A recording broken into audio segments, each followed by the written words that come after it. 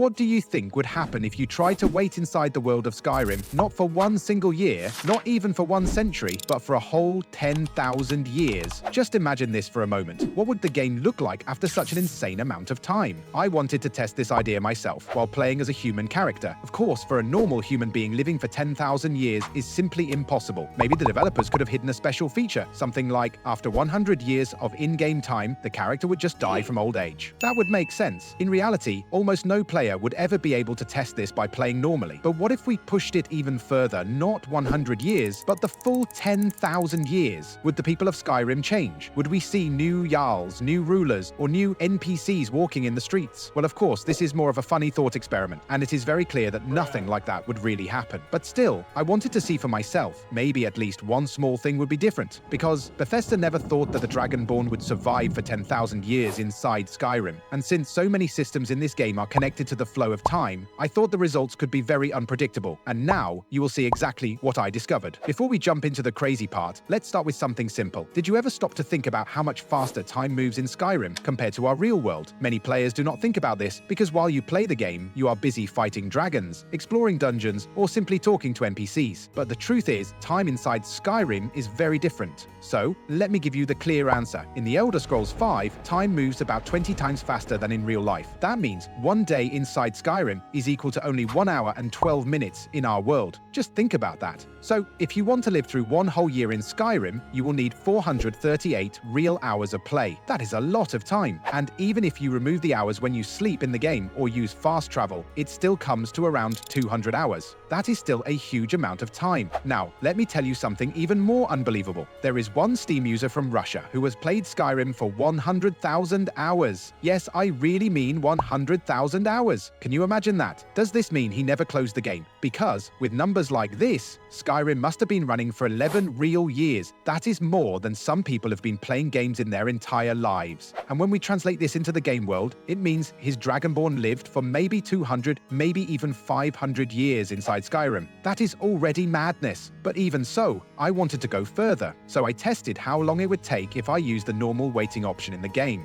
And the results shocked me. To wait 10,000 years with the normal wait system would take 200 real days of non-stop waiting. That means more than half a year of doing nothing but watching your character wait. Clearly, that is not an option, so I needed another way. And of course, Skyrim has console commands. There is one very useful command called set timescale to. Normally, the value is 20, which is why time runs 20 times faster than reality. But I wanted something more extreme. I decided to set it to 1 million. But before I show you what happened, I must give you an important warning. And yes, I really mean important. If you have epilepsy, please skip forward to the time shown on the screen. Don't worry, I will describe everything with words, so you will not miss anything. For the rest of you, watch at your own risk.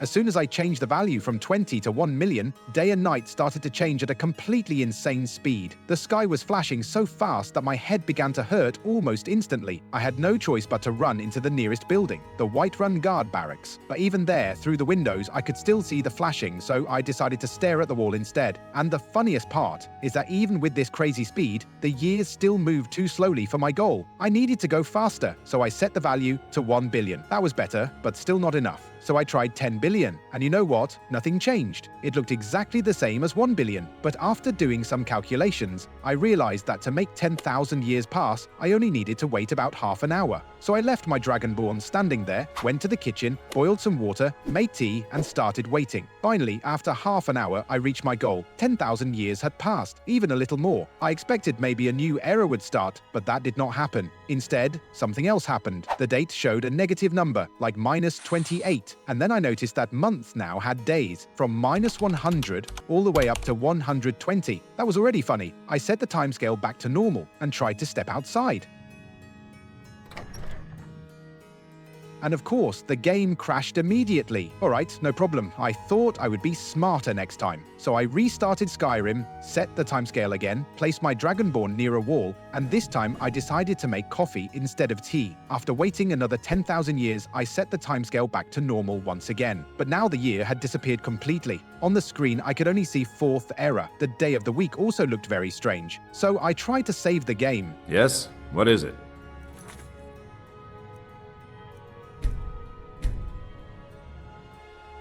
And it turned out the problem was not about entering a new location, but about saving itself. But you know what? Even though I had just lost more than 1 real hour of my life, I felt surprisingly calm.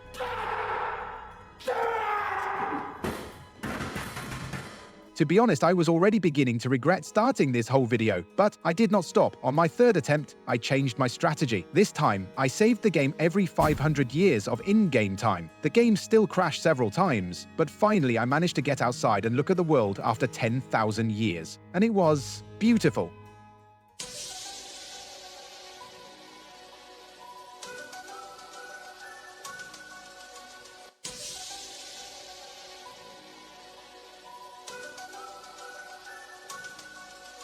Yes, time does not forgive anyone, not even the textures of Skyrim. Many of them simply failed to load properly, but maybe this made things even more interesting, because one NPC was standing perfectly under the broken textures. Damn those Greymanes to oblivion. They want to back the Stormcloaks, they'll get what's coming to them. I think I was lucky with this city, because in other places I did not see the same effect. Then I went to Dragon's Reach. Most NPCs acted normally, except for one guard who decided to go for a swim near the Jarl's castle. Inside the castle, textures looked fine, but the Jarl himself was the real problem. He decided that the laws of physics no longer applied to him, and he sat down in the air, right under the giant dragon's skull. Honestly, it would look more realistic if it was just a normal skull. Well, by the way, he wasn't the only one hanging in the air. Captain Aldis also figured, why not climb even higher? Straight into the textures. The court wizard of Whiterun decided to stand not at the table, but inside it, and I saw a few other NPCs stuck in textures as well. When I visited Solitude, something very strange happened.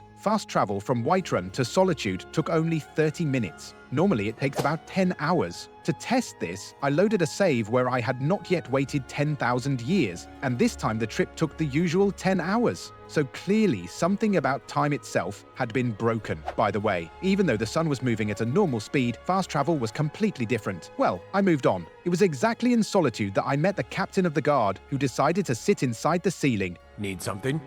Their aim could be steadier, but they're battle ready. Except for him, the capital of Skyrim looked almost normal. Next, I went to Riften. There I saw something strange again. A large group of guards was walking together toward the Jarl's castle. Normally, guards do not move in such big groups. I followed them inside. The Jarl of Riften behaved normally, unlike the Jarl of Whiterun, but her guards looked completely lost, as if they had no idea what they were supposed to do.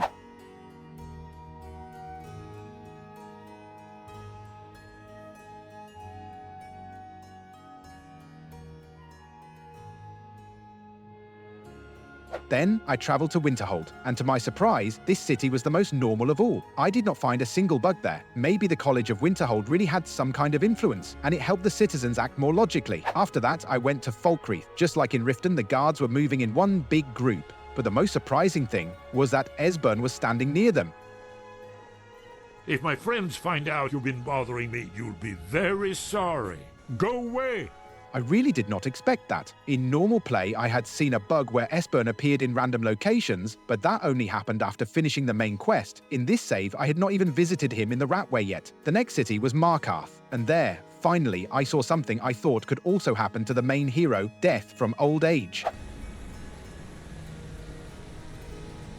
That's some fine Imperial armor you've got there. Once again, the guards were standing in a group, but on the ground near them were 2 dead guards. It was not clear why they were dead, but still, it was interesting to see. So, in the end, Skyrim did not have any hidden secret connected to the passing of time. Or maybe I just did not find it. What I did see were broken textures, strange time behavior, NPCs acting in weird ways, especially guards, and the sudden appearance of Esbern in Falkreath. On top of that, the game started to freeze, even on my not-so-weak PC. In general, I only found the usual Skyrim bugs, the same ones you can see during normal play. But here they happened much more often. But even if nothing really changed in the world of Skyrim, I still think the experiment was worth it. It showed me once again how unpredictable this game can be, even after so many years since its release. Skyrim is not only about quests, dragons, or exploring dungeons. Sometimes it is also about strange little details, broken mechanics, and unexpected moments that make the game feel alive in its own way. Waiting 10,000 years did not give me a new story. It did not bring me new characters or hidden endings, but it did give me something else. The feeling that Skyrim is endless, that no matter how long you play, there is always a chance to see something new, even if that new thing is just a guard sitting inside the ceiling, or a Jarl who forgot about gravity.